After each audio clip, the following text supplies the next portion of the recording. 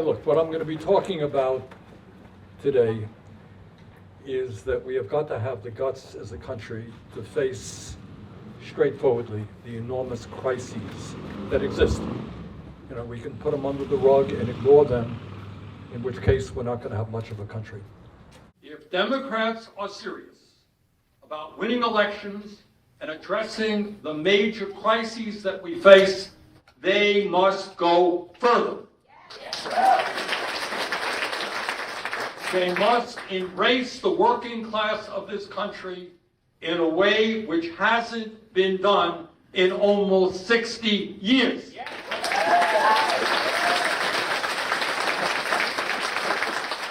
Frankly, it is absolutely absurd that given the anti-worker ideology and policies of the Republican Party, that party now has more working class support than Democrats.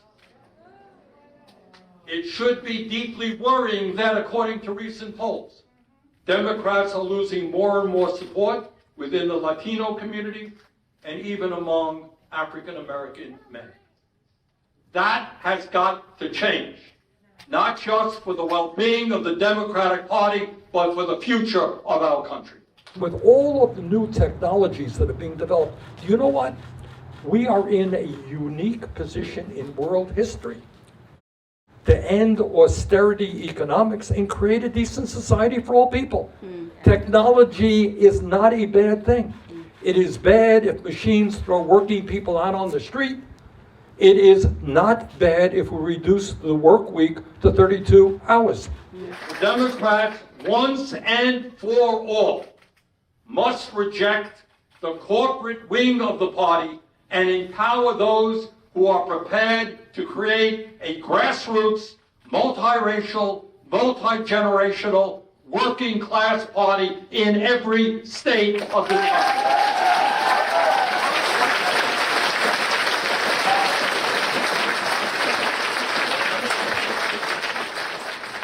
Democrats, through words and action, must make it clear that they stand with a struggling working class, a disappearing middle class, and millions of low-income Americans who today are barely surviving. They must make it clear that they are prepared to boldly take on the powerful corporate interests who have so much power and influence in Washington and its state capitals throughout the country. They must make it clear that they will protect the needs of young people who, everything being equal, might well end up with a lower standard of living than their parents. And they must make it clear that they will vigorously fight for the seniors of our country and the disabled, who so often face difficult and expensive health care decisions.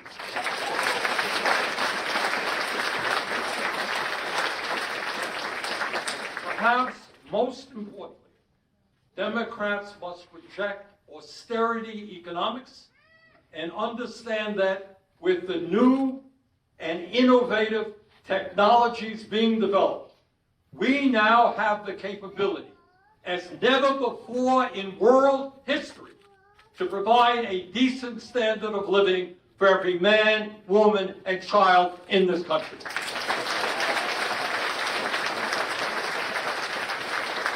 In fact, we now have the opportunity of creating an incredibly bright future. Democrats must make clear that these new technologies and the artificial intelligence now being created must work to benefit all of our people and not just the corporations that own that technology.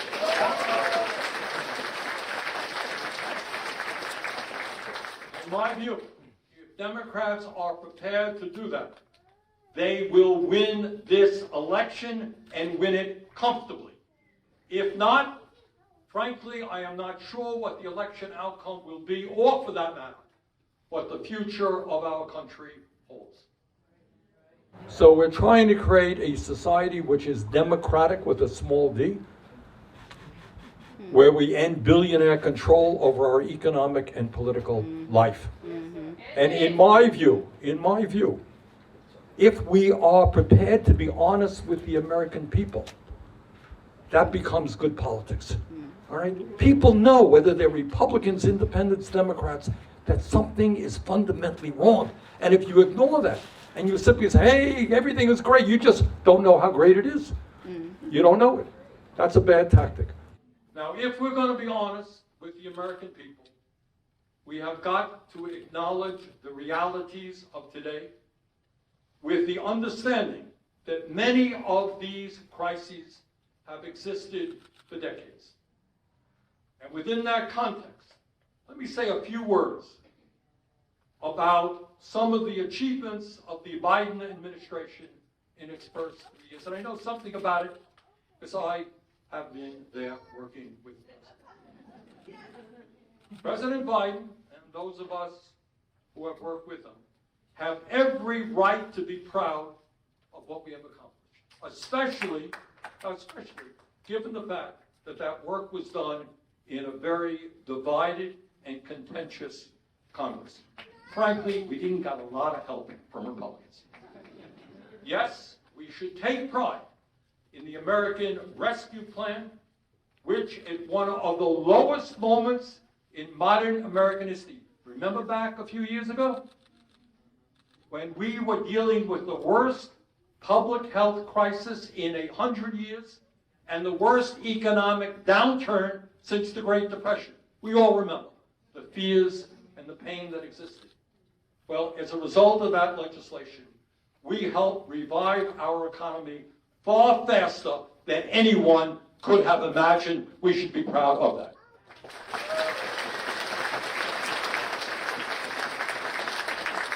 We should be proud in finally making significant investments in rebuilding our crumbling infrastructure. You remember years and years, everybody talked. Well, guess what? We did it. We're starting to rebuild our roads, our bridges, our wastewater plants, broadband, and creating hundreds of thousands of good-paying jobs in the process. Yes, we should take pride in the unprecedented investments we have made in renewable energy and energy efficiency. Yes, while we have a very long way to go, we should take pride in that we have finally begun to take on the greed of the pharmaceutical industry. And yes, after disastrous trade agreements that impacted our manufacturing base, we should take pride in the fact that we are now in the process of rebuilding manufacturing in the United States, creating a lot of good jobs as we do that. Yes, we should take pride in the fact that unemployment today is extremely low. Here in New Hampshire, it is all of 1.7%. We should take pride also that inflation, which not so long ago stood at 9%, has been reduced to almost 3%. Yes, we should take pride in the fact that President Biden, more than any president in history, has created an administration that actually looks like America in its diversity. That is no small thing.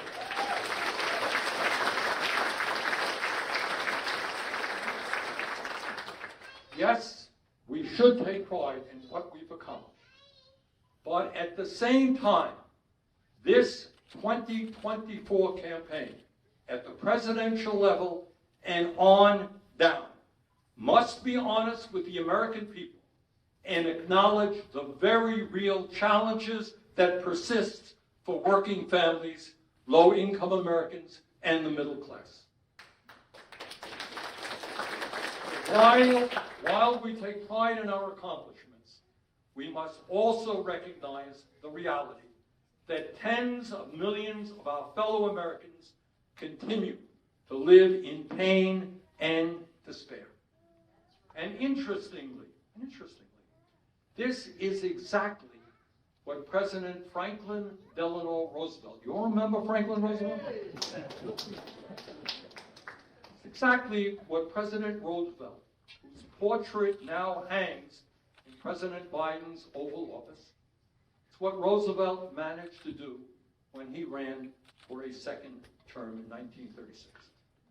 FDR, perhaps the most popular and effective president in American history, remember that's the guy who won 4 terms, governed during the extremely difficult periods of the Great Depression and World War II.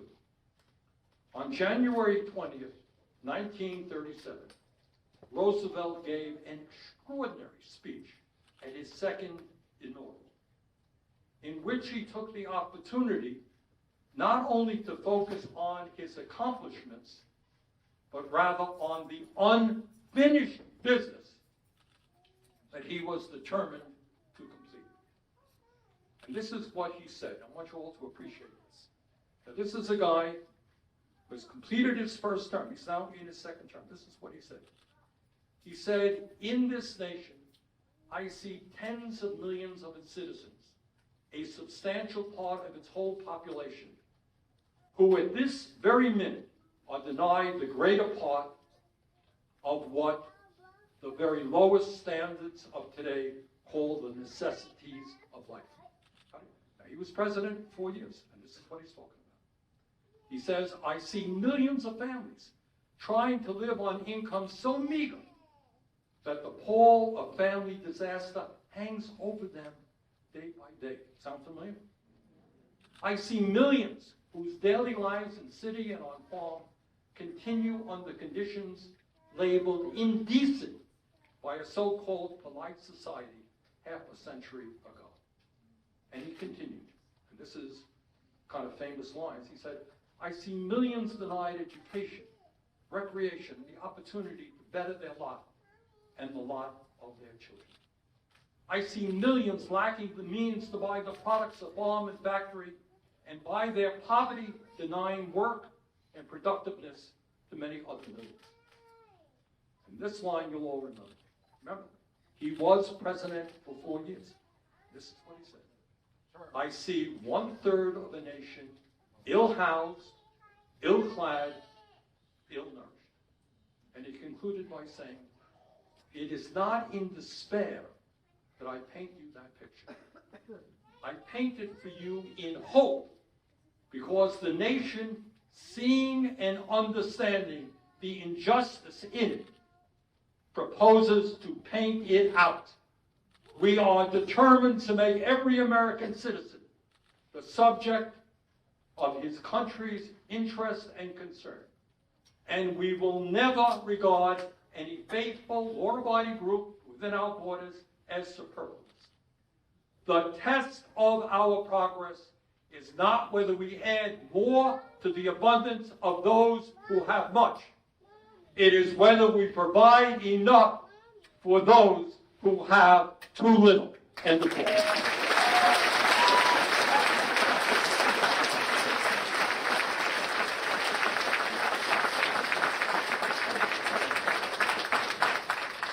Now, that speech by Roosevelt is extraordinary for its candor and honesty in describing the gravity of the problems confronting America in his time. And even though he was the sitting president, he was prepared to talk about those problems.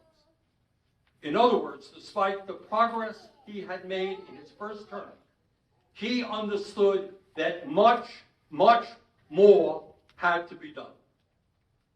Of course, he was not really, and this is an important point, he was not really informing people about conditions in America.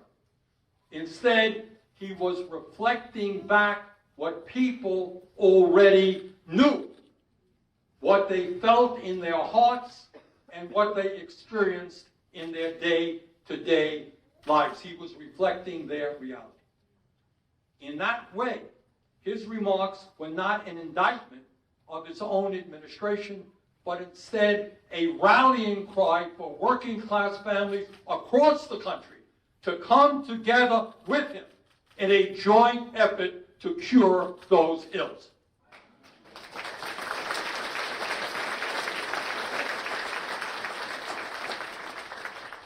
In my view, we need to do now what Roosevelt did then. We need to be clear to working people that we understand the reality of their lives, and our political discourse must reflect that reality. And what is that reality, if we're going to be honest? And here it is. In the wealthiest country in the history of the world, which is what we are now, tens of millions of our people struggle to put food on the table, find affordable housing, affordable health care, affordable prescription drugs, affordable child care, and affordable educational opportunities.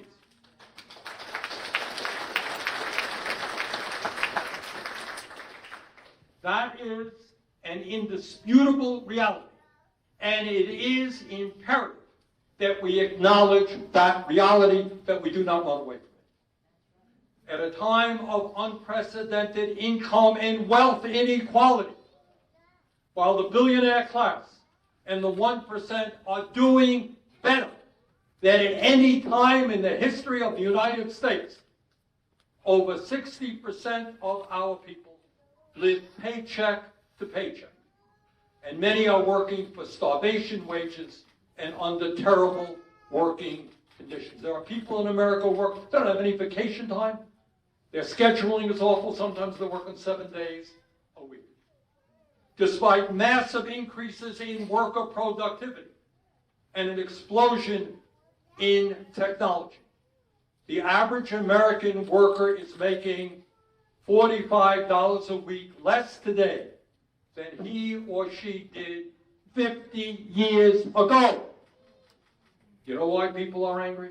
That's why people are angry. And that is adjusting, of course, for inflation. And when I was a kid growing up a few years ago,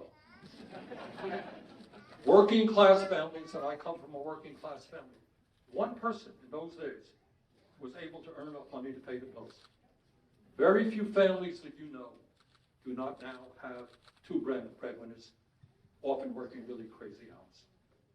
Today, in America, we have the highest rate of childhood poverty of almost any major country on earth. Unbelievably, fewer than half of working-age Americans have any retirement savings. People 50, 60 years old, they've been working their whole lives, they got nothing in the bank as they face retirement. And that number, of course, is even higher for women. Today, despite spending twice as much per capita on health care as almost any other country, 85 million Americans are uninsured or underinsured, and 1 out of 4 patients cannot afford the prescription drugs their doctors prescribe. As a result of a massive shortage of doctors, nurses, mental health providers, and dentists, many millions of Americans wait months in order to get a medical appointment. And tens of thousands die every year because they cannot afford the health care they need when they need it. Tens of thousands die unnecessarily. While 3 people, 1, 2, 3, own more wealth than the bottom half of American society, nearly 600,000 Americans are homeless, and some 18 million households spend over half of their income to put a roof over their heads. While major Wall Street firms gobble up working-class neighborhoods in order to gentrify them and make huge profits, workers are unable to find the housing that they can afford. There was once a time, not so many years ago, when the United States led the world in terms of the quality of our educational systems. We had the highest percentage of people who were college graduates and a very high-quality public school system. Today, in an extremely competitive global economy, that is no longer the case. And we now lag behind many other countries in our educational achievements. In many states, teachers are paid embarrassingly low salaries. Meanwhile, over 45 million Americans are drowning in over $2 trillion in student debt for the crime of getting a higher education. You got to be honest with the American people, and when we're honest and point out the real problems and how we bring about real change, that's how we win elections and how we transform our society. By the way, this is not just an American issue. This is a global issue. While over 6 million people throughout the world died in the terrible COVID pandemic, and millions more became ill because they were forced to go to work to support their families, the billionaire class used the pandemic to make themselves even richer. During the first 2 years of the pandemic, listen to this, remember, people are dying all over the world. Workers going to work, getting sick, dying. During the first 2 years of the pandemic, the world's 10 richest men more than doubled their fortunes from a mere $700 billion to $1.5 trillion. Meanwhile, 99% of humanity saw their incomes go down, and an additional 160 million people throughout the world were forced into poverty. These multi-billionaires want it all, and they are prepared to step on anybody who gets in their way. They are not nice guys. Now, no matter how much they contribute to the local art museum or their local charity, they are not nice people. This is the kind of corporate greed we're looking at now. And the kind of greed that virtually all Americans, whether they're black or white or Latino, Asian American or Native American, this is the kind of greed that the American people are increasingly disgusted with. And this is where good policy is good politics. If we are looking at bringing the American people together, we have got to have the courage to take on corporate greed.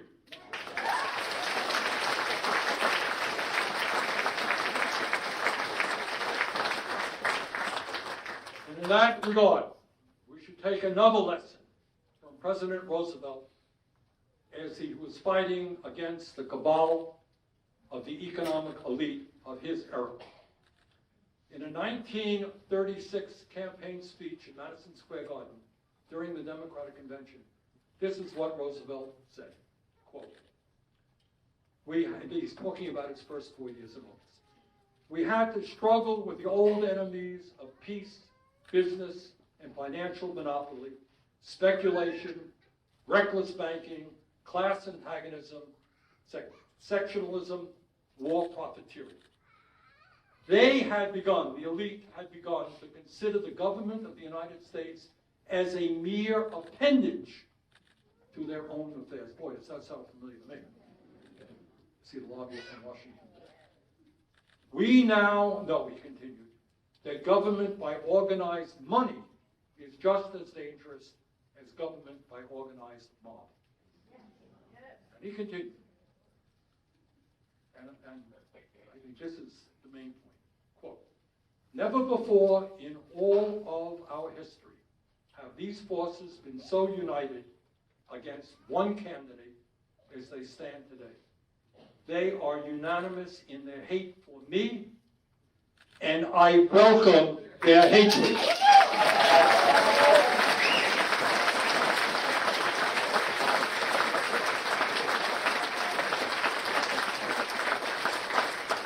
And he continued, because there's so many lessons to be learned. He continued, quote, I should like to have it said of my first administration that in it the forces of selfishness and of lust for power met their match. I should like to have it said of my second administration that in it these forces met their master, end quote. That is what Roosevelt said in the 1936 campaign, which, by the way, he won in a landslide. And that is what we should be saying in the 2024 campaign.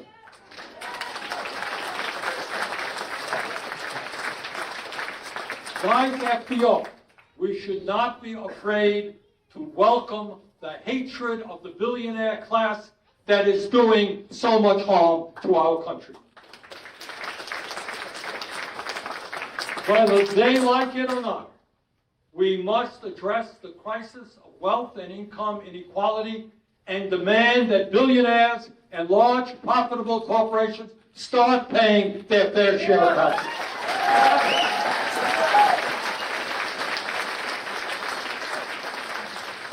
Whether they like it or not, we must increase the federal minimum wage from a starvation wage of $7.25 an hour to a living wage of at least $17 an hour.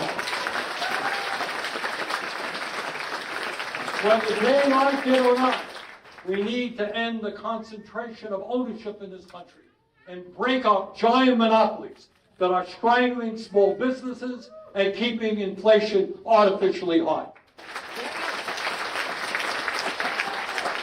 Whether they like it or not, we need to make certain that every worker in this country who wants to join a union has the opportunity to do so.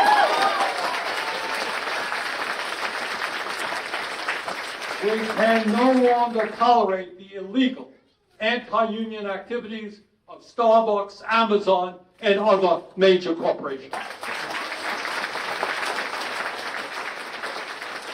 Whether they like it or not, we need to establish once and for all that health care is a human right, not a privilege.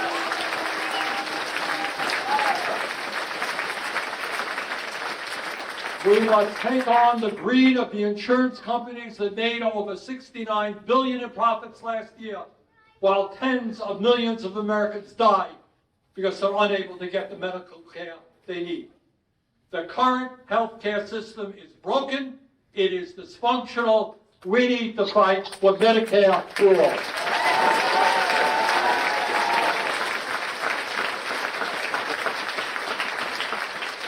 Whether they like it or not, we need to take on the greed of the drug companies, who have over 1,800 paid lobbyists in Washington. You got that? 1,800. So that we no longer continue to pay, by far, the highest prices in the world for medicine. Whether they like it or not, we must take on the military-industrial complex, cut military spending, and use those savings to invest in expanding Social Security benefits, affordable housing, child care, and education.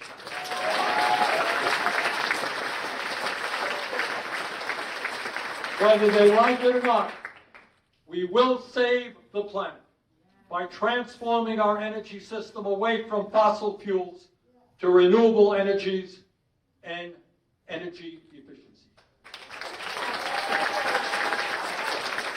Whether they like it or not, we will overturn Citizens United and move to public funding of elections. Billionaires cannot be allowed to continue to buy elections. Now let me conclude by saying this. In the United States, and in fact throughout the whole world, we're dealing with here is actually going on in many, many major countries around the world. Support for the establishment, faith in the establishment and their institutions is in decline. People want change. They're not happy with the status quo. And change will come. The question is, what kind of change will it be? Will it be the kind of change that is dominated by the wealthy and powerful? A change which bans books, denies our history, pits one group of Americans against another? and treats women as second-class citizens, not smart enough to make important decisions for themselves. That is one kind of change they could very well happen. But there is another kind of change which could happen. And that is a change that would create a fairer, more just, and more democratic society based on love, solidarity, and compassion.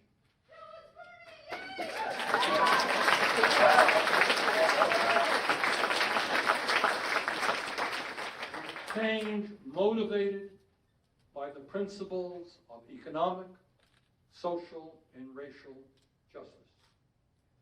The choice is clear, and I know the kind of change I will be fighting for. Thank you all very much.